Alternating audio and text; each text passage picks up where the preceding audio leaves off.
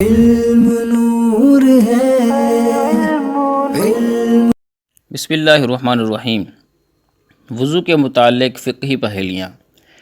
سوال نمبر 1 ہے، پہیلی نمبر 1 ہے، کب داڑھی میں خلال کرنا مکروہ ہے؟ ویسے تو سنت ہے، لیکن ایسی کون سی صورت ہے کہ داڑھی میں خلال کرنا مکروہ ہے؟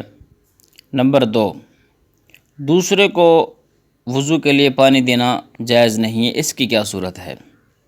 نمبر 3، وہ کون مسلمان ہے چاہے جس طرح بھی سوئے نیند سے اس کا وضو نہیں ٹوٹتا؟ حالانکہ 2 شرطیں ہیں، اگر وہ پائی جائیں تو نیند میں وضو ٹوٹ جاتا ہے۔ تو یعنی دونوں سرین زمین سے جو ہے نا وہ جمی ہوئی نہ ہو، اور ایسی حالت پر سویا جو غافل ہو کر سونے میں رکاوٹ نہ ہو، تو یہ صورتیں ہیں کہ وضو ٹوٹ جاتا ہے۔ لیکن تیسری جو پہلی ہے وہ یہ ہے کہ ایسا بندہ بھی ہے، یعنی ایسی شخصیت بھی ہے کہ اگر وہ جس طرح بھی سوئے تو نیند سے اس کا وضو نہیں ٹوٹتا۔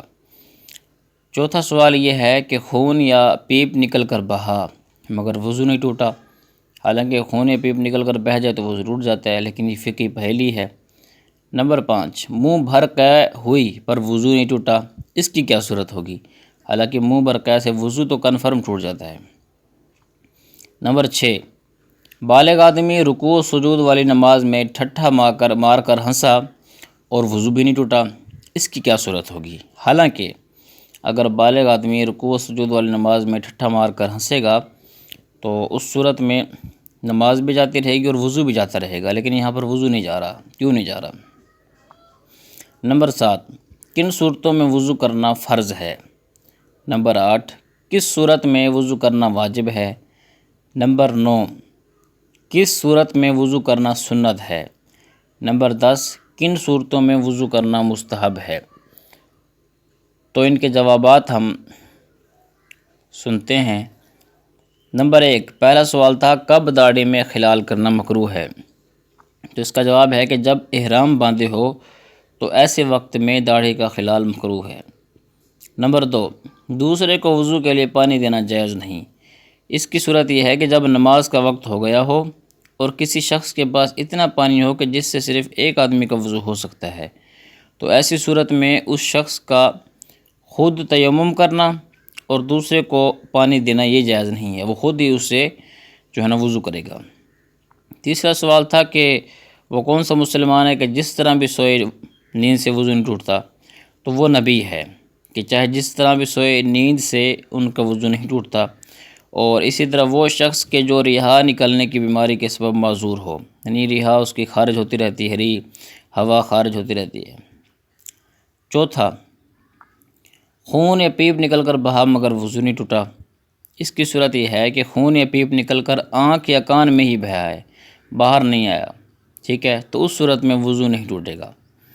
پانچواں سوال یہ تھا کہ منہ بھر کے ہوئی پر وضو نہیں ٹوٹا، تو اس کا جواب یہ ہے کہ بلغم کیڑا یا سانپ کی منہ بھر کے ہوئی تو وضو نہیں ٹوٹا، ٹھیک ہے۔ بسا اوقات کیڑوں کی بھی اندر جو ہوتے ہیں ان کی بھی قے آتی ہے، بلغم کی بھی اگر منہ بھر کے آئی تو وضو نہیں ٹوٹے گا۔ اسی طرح اگلا سوال یہ تھا کہ بالغ آدمی رکوع و سجود والی نماز میں ٹھٹھا مار کر ہنسا، وضو نہیں ٹوٹا، اس کی کیا صورت ہے؟ تو اس کا جواب یہ ہے کہ نماز پڑھتے ہوئے سو گیا اور اسی حالت میں ٹھٹھا مار کر ہنسا تو وضو نہیں ٹوٹا، اگرچہ رکوع و سجود والی ہی نماز کیوں نہ ہو، وضو نہیں ٹوٹے گا، نماز اگرچہ ٹوٹ جائے گی، وضو نہیں ٹوٹے گا۔ اور نمبر 7، کہ کن صورتوں میں وضو کرنا فرض ہے؟ تو اس کا جواب یہ ہے کہ محدث کو، بے وضو کو ہر قسم کی نماز جنازہ، سجدہ تلاوت اور قرآن مجید چھونے کے لیے اگرچہ ایک ہی آئے تو وضو کرنا فرض ہے۔ 8واں سوال تھا کہ کن صورتوں میں وضو کرنا فرض ہے؟ فرض تو ہو گیا، آگے 8واں سوال ہے کہ کس صورت میں وضو کرنا واجب ہے؟ تو اس کا جواب یہ ہے کہ غسل جنابت سے پہلے، جنبی کو کھانے پینے اور سونے کے لیے، اذان و اقامت، خطبہ جمعہ و عیدین، حضور اقدس صلی اللہ علیہ وسلم کے روضہ مبارک کی زیارت، وقوف عرفہ اور صفا و مروہ کے درمیان سعی، ان تمام کاموں کے لیے وضو کرنا سنت ہے۔ اس طرح کس صورت میں وضو کرنا واجب تھا؟ وہ 8ویں صورت تھی، اس کا جواب ہم نے نہیں دیا کہ طواف کعبہ شریف کے لیے وضو کرنا واجب ہے، ٹھیک ہے۔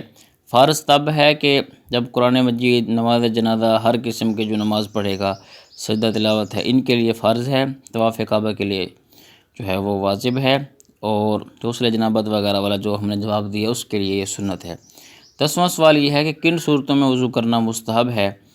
اس کا جواب یہ ہے کہ سونے کے لیے وضو کرنا مستحب ہے، سونے کے بعد، ٹھیک ہے، یعنی سو کر اٹھنے کے وقت، میت نہلانے کے وقت، اٹھانے کے بعد، جماع سے پہلے، غسل کے وقت، زبانی قرآن مجید پڑھنے کے لیے، جمعہ و عیدیان کے علاوہ باقی خطبوں کے لیے، دینی کتابوں کو چھونے کے لیے، سطر غلیظ چھونے کے بعد، جھوٹ بولنے، گالی دینے اور فحش لفظ نکالنے کے بعد، غیبت کرنے، قہقہ لگانے، لغو چیزیں پڑھنے اور اونٹ کا گوشت کھانے کے بعد، اور باوضو شخص کو نماز پڑھنے کے لیے، ٹھیک ہے۔ یہ صورتیں ہم نے بتائی ہیں، ان کے علاوہ مزید اور بھی صورتیں ہیں، بہار شریعت حصہ دوم کے اندر آپ ملحوظ کر سکتے ہیں۔